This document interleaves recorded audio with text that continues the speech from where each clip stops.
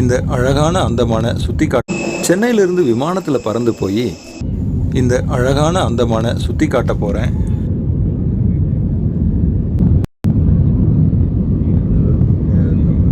அந்தமான் நிக்கோபார் தீவை பொறுத்த வரைக்கும் பொதுமக்களோட முக்கியமான போக்குவரத்தாக இதுதான் இருக்குது.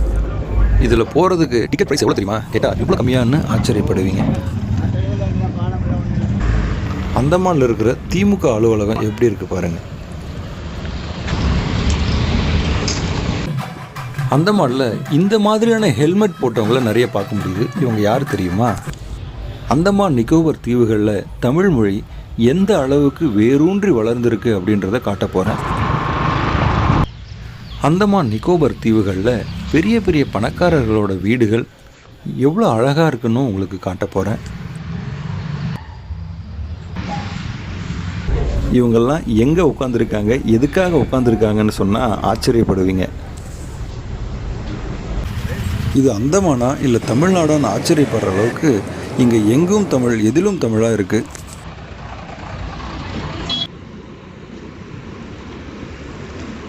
இவங்கெல்லாம் யாருன்னு சொன்னால் ஆச்சரியப்படுவீங்க.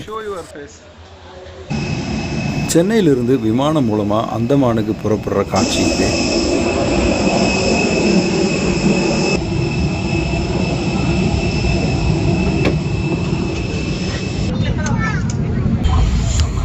ஏரோப்ளேனுக்குள்ளே ஏசி ஆன் பண்ணிட்டாங்க.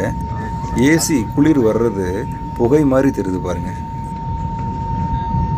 விமானம் புறப்பட்டுருச்சு. மேலிருந்து பார்க்கும்போது சென்னை எவ்வளோ அழகாக தெரியுது பாருங்கள்.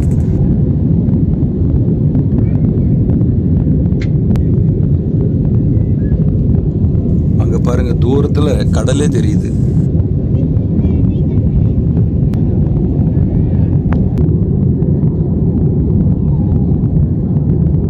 சென்னையில் பட்டினப்பாக்கம் பக்கத்தில் அடையாறு கடலோட கலக்குது இல்லையா? அந்த அடையாறுக்கு மேலே தான் விமானம் கடல் பகுதிக்கு மேலே நுழையுது. அந்த காட்சியை தான் இப்போ பார்த்துன்னு இருக்கீங்க. மேகமூட்டம் இருக்கிறதால கீழே கடற்கரையையோ கடலையோ சரியாக பார்க்க முடியல. இப்போது கொஞ்ச நேரம் பொறுத்து கடல் நல்லா தெரியுதான்னு பார்க்கலாம். கடலுக்கு மேலே விமானம் பறந்துன்னு இருக்கு. நிறைய பேர் தூங்கிட்டாங்க பாருங்கள். அவங்களாம் அடிக்கடி விமானத்தில் போகிறவங்க போல் தெரியுது. ஃப்ளைட்டில் போகும்போது வெளியே பார்த்து பார்த்து அவங்களுக்கு போர் அடிச்சிருச்சோ என்னமோ.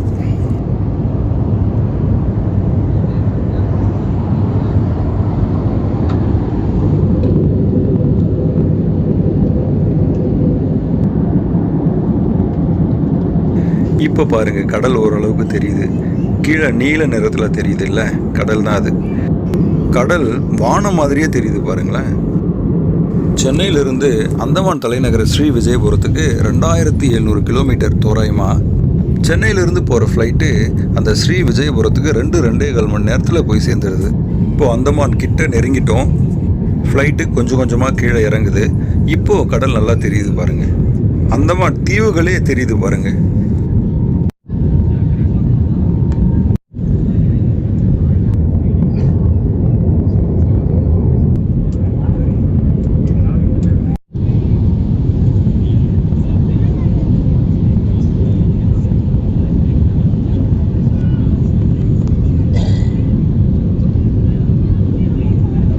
ஃப்ளைட் ஓரளவுக்கு நல்லா கீழே இறங்கிடுச்சு.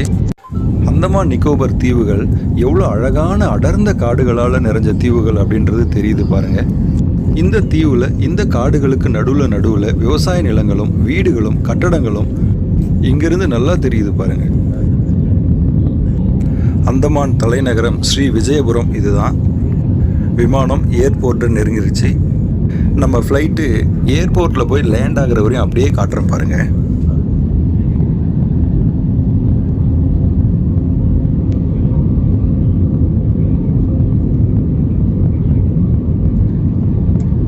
இதுதான் அந்தமான் தலைநகரம் ஸ்ரீ விஜயபுரத்தில் இருக்கிற ஏர்போர்ட். இது ஒரு சர்வதேச விமான நிலையம். விமானம் தரையிறங்கினதும் அதோட ரெக்கைகளில் நிகழ்கிற மாற்றங்களை கவனிங்க.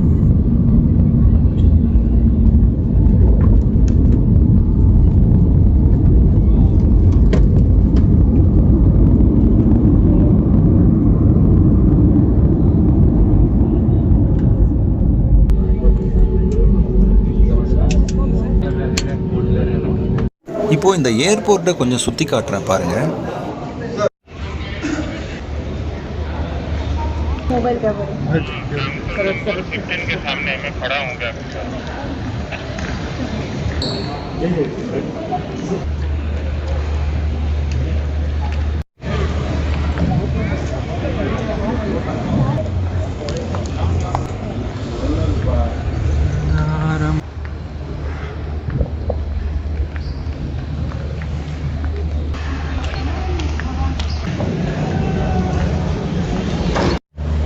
இந்த விமான நிலையத்துக்கு பேர் வீர் சாவர்கர் இன்டர்நேஷ்னல் ஏர்போர்ட். நம்ம பாரத நாடு விடுதலை அடையணுன்றதுக்காக கடுமையாக போராடினவங்களில் முக்கியமான தலைவர் வீர் சாவர்கர். இவரோட எதிர்ப்பை சமாளிக்க முடியாத பிரிட்டிஷ் அரசு இந்த அந்தமானில் இருந்த கொடூரமான ஜெயிலான செல்லுலார் ஜெயிலில் 12 வருஷம் அடைச்சது. நம்ம நாட்டுக்காகவும் நம்ம கலாச்சாரத்துக்காகவும் 12 வருஷம் கடுமையான கஷ்டங்களை பட்ட வீர் சாவர்கரோட பெயரை இந்த விமான நிலையத்துக்கு வச்சதோடு மட்டும் இல்லாமல் அவருக்கு இங்கே அழகாக ஒரு சிலையும் வச்சுருக்காங்க.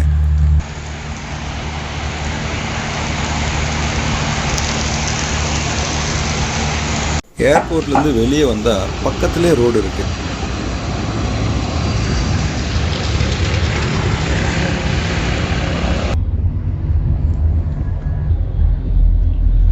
அந்தமான் தமிழர் சங்க அலுவலகத்துக்கு உள்ளே இருக்கிற வாட்சும் கேலண்டரும் என்னை ஆச்சரியப்படுத்துச்சு. ஏன்னா அதில் இருக்கிற எண்களும் எழுத்துகளும் வார்த்தைகளும் முழுக்க முழுக்க தமிழில் இருந்தது.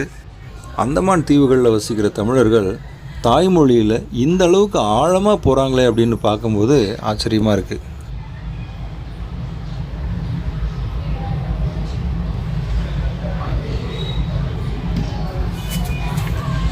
இந்த நாட்காட்டியில் மாதங்களோட பெயர்களை கவனிங்களேன்.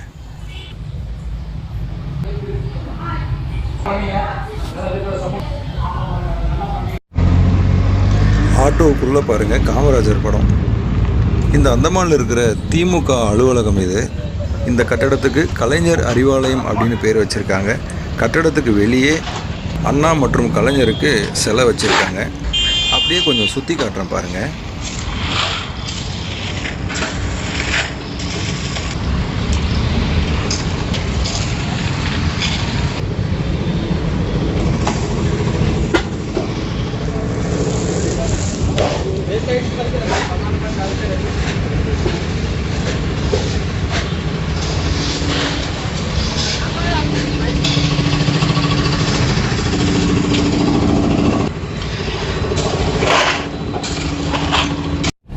தமிழ்நாட்டில் மாதிரியே இங்கேயும் நிறைய பேனர்ஸை பார்க்க முடியுது.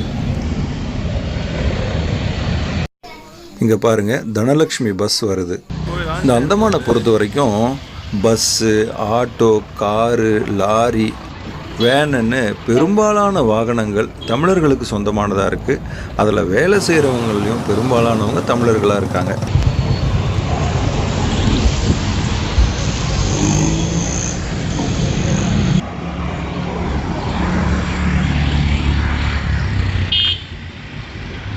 இப்போது பஸ்ஸுக்கு உள்ளே போய் காட்டுறோம் பாருங்கள்.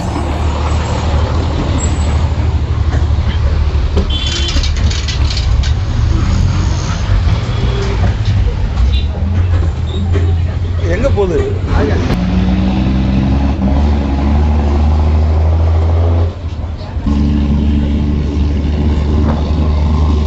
இங்கே பாருங்களேன், இந்த ஹோட்டல் பேர் கவனிச்சிங்களா? கட்டபொம்மன் உணவகம். டவுனை விட்டு அப்படியே கொஞ்சம் உள்ளே போனால் அழகழகான வீடுகளை பார்க்க முடியுது. அழகாக இருக்குல்ல?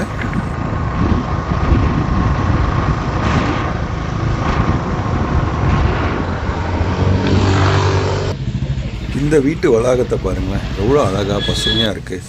வீட்டு வாசல் அப்படியே வயல்வெளி மாதிரி, காடு மாதிரி மேடும் பள்ளமுமாக இருக்குது. அழகான புல்வெளி படர்ந்துருக்கு. வீட்டு வாசல் புல்வெளியில் இந்த மாதிரி முயல்கள் வளருதுங்க. அழகாக கோழிகள், வாத்துகளை கூட வளர்க்குறாங்க.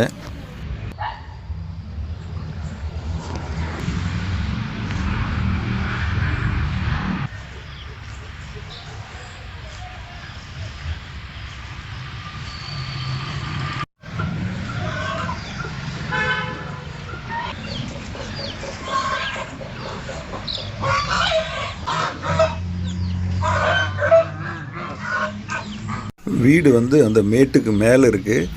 கிட்ட போய் காட்டுறேன் இருங்க.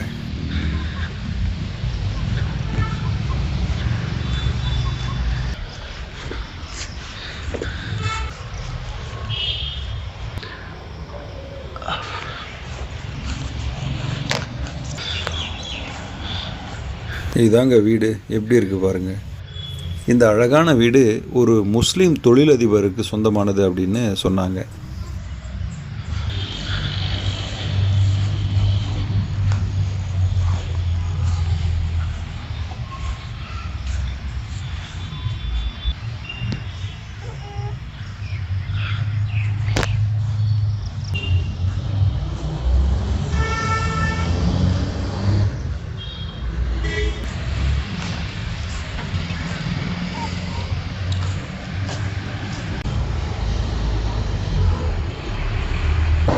நிறைய இடம் அப்படி தான் இருக்குது.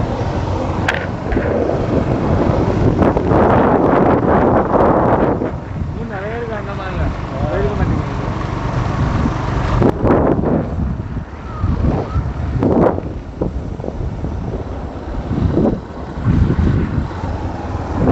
இங்கே பாருங்கள், ஒரு அழகான பறவை இருக்குது.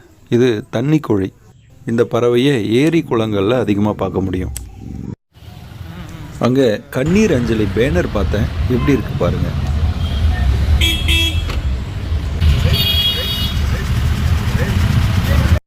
இங்கே பாருங்க, தலப்பாக்கட்டு பிரியாணி கடை.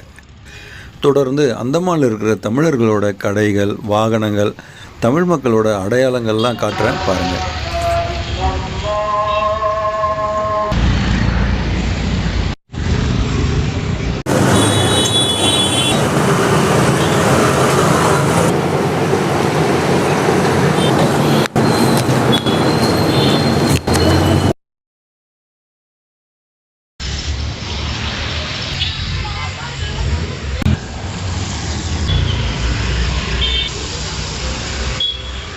இது இந்த ஸ்ரீ விஜயபுரத்தில் இருக்கிற ஒரு பெரிய மார்க்கெட். இந்த மார்க்கெட்டோட பேரே பாருங்கள், தமிழ் பேராக தான் இருக்குது, ரத்னம். இந்த மார்க்கெட்டில் கடை வச்சிருக்கிறவங்களும் பெரும்பாலானவங்க தமிழர்கள் தான்.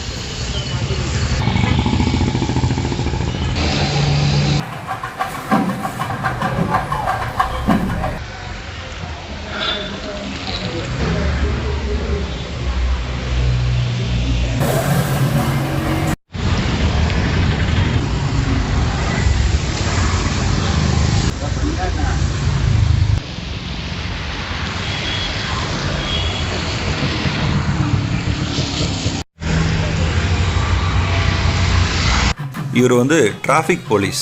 அந்தமான் நிக்கோபரில் டிராஃபிக் போலீஸ் வந்து இந்த மாதிரி ஹெல்மெட் போட்டிருக்காங்க. மழை வர்றதால ரெயின் கோட்டும் போட்டிருக்காங்க.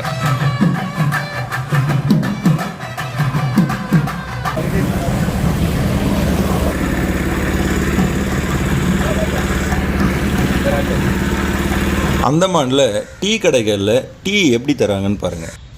வழக்கமாக பொதுவாக இந்த மாதிரி கப்பில் தான் அங்கே டீ கொடுக்குறாங்க.